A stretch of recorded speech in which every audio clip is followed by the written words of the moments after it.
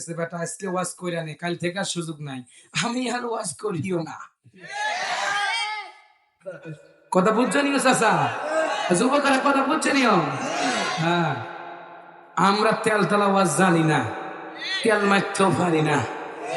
আমরা তার ওয়াজ শুনে বড় হয়েছি, বলেন তো কার ওয়াজ? হ্যাঁ, বাঘের বাচ্চা বাঘ হয়, বিড়াল হয় না। কুত্তার বাচ্চা কুত্তা হয়, সিংহ হয় না। শুনি তো করি না এখন, তাতেই যত জ্বালা, অমৃতরে জ্বালা। আল্লাহর বান্দারা কান লাগান। মুসা এবার দরবার হলে ভাজা ছাগল তাজা করলো, তারপর কি হলো শুনবেন না? পয়েন্টটা হাতে ধরে রাখেন। আমি যে আপনাদেরকে একটা কথা বলছিলাম যে আল্লাহর নবী, বিশ্ব নবীজি, তিনি বলেছেন উম্মতের মাঝে যদি দুইটা কাজ করতে পারে, একটা জিকির আর একটা কোরআন। কোরআন মানলে আল্লাহ সম্মানিত করবে, শোনার দরকার আছে না নাই? কোরআন কেমনে মানবেন?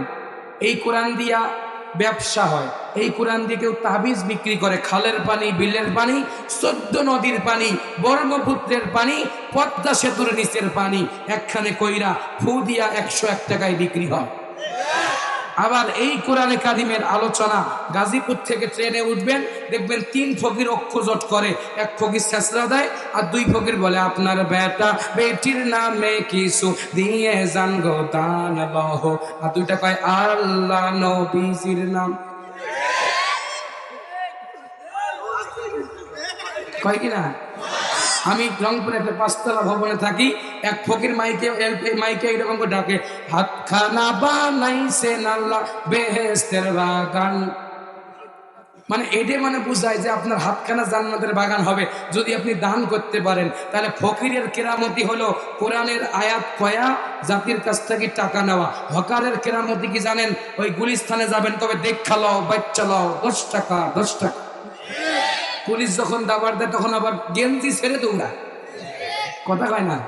তো এই মজমাকে জমায়, ভাইরা আমি যে সাপটা আনছি এই সাপটা কোথাও নাই, সন্দীপ থেকে সংগ্রহ করা। এই সাপের গুণাগুণ কি?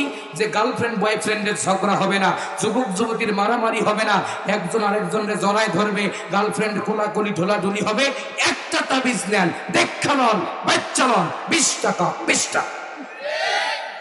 তাবিজ দেওয়ার পরে হকার কয় সাপ দেখাবেন না? আরে সাপ দেখাবো। হুট করে বলে যে ভাই এই মুহূর্তে আর সাপ দেখা সম্ভব না, আমাকে যেতে হবে, ট্রেন ধরতে হবে। তাহলে হকারের উদ্দেশ্য হলো তাবিজ বিক্রি করা। আমাদের দেশের কিছু হুজুররা আছে এই ফতোয়া দেয় মিষ্টি খাওয়া সুন্নত, মিসওয়াক করা সুন্নত। আল্লাহ নবীর দিন প্রতিষ্ঠা করতে গিয়া 27টা যুদ্ধের নেতৃত্ব, 3 বছর জেল খাটা বড় সুন্নত। ওইটা কথা কও না কেন? কইলে চাকরি ঠয়কা থাকিবে না। তুমি মিসওয়াক করা ফজিলত জানো, খাবার শেষে মিষ্টি মুখের হাদিসটাও মানো। শুধু হক কথাটা উচ্চ স্বরে বলতে পারো না, ইমানের বলে বারুদ হয়ে চলতে জানো না।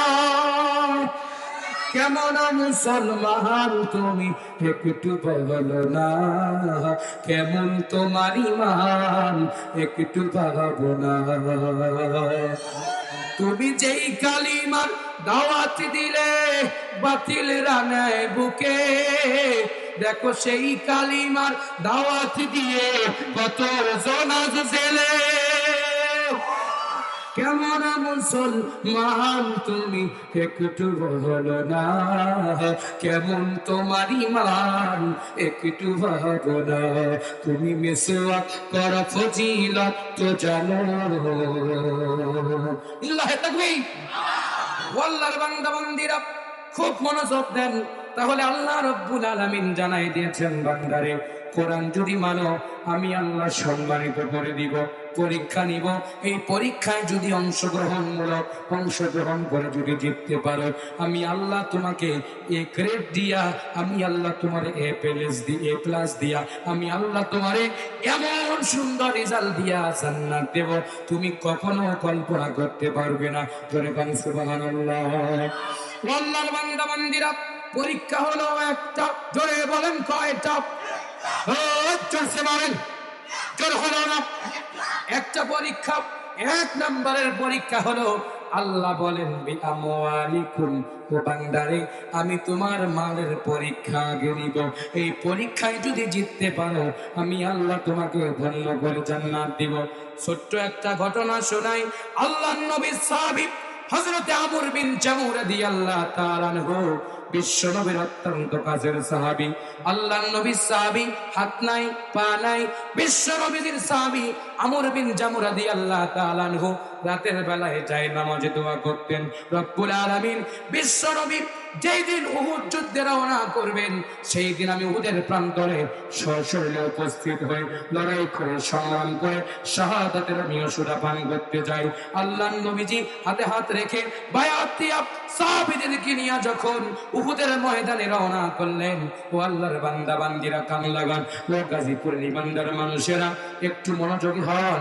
এইবার যখন নবীজি আমর বিন জামুহের চারটা সন্তান নিয়ে জিহাদের ময়দানে রওনা করলেন, আমর বিন জামুহ চিঠি লিখলেন, ইয়া রাসূলুল্লাহ, ইয়া হাবিবাল্লাহ, ওগো নবীজি আমি রাতভর পর্যন্ত আপনার অপেক্ষা করেছি যাতে আপনি যখন যাবেন আমাকে সঙ্গে নিয়ে যাবেন। ওগো নবীজি কেমনে আপনি আমারে ছেড়ে গেলেন?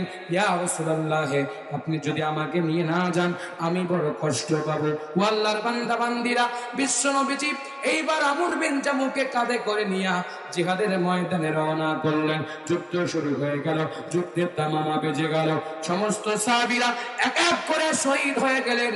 আল্লাহর নবীর সাহাবী হযরত আমর বিন জামুহ রাদিয়াল্লাহু তাআলা আনহু তখন পর্যন্ত শহীদ হন নাই।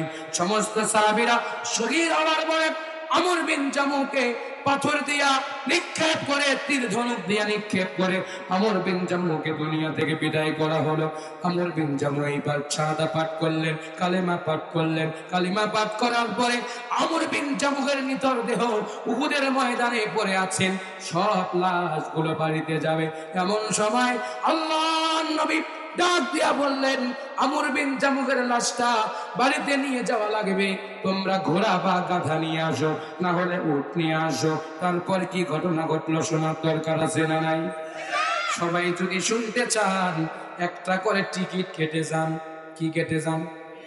4 দিন আগে আমার মাহফিল ছিল কুষ্টিয়ায়, তো ড্রাইভার কয় ভাই চলেন একটু দেখে আসি লালন ফকিরের মাজার। আমি বললাম আমরা তো আর ফকির টকির না, আমরা যাবো কেন? ভাই জান না, যা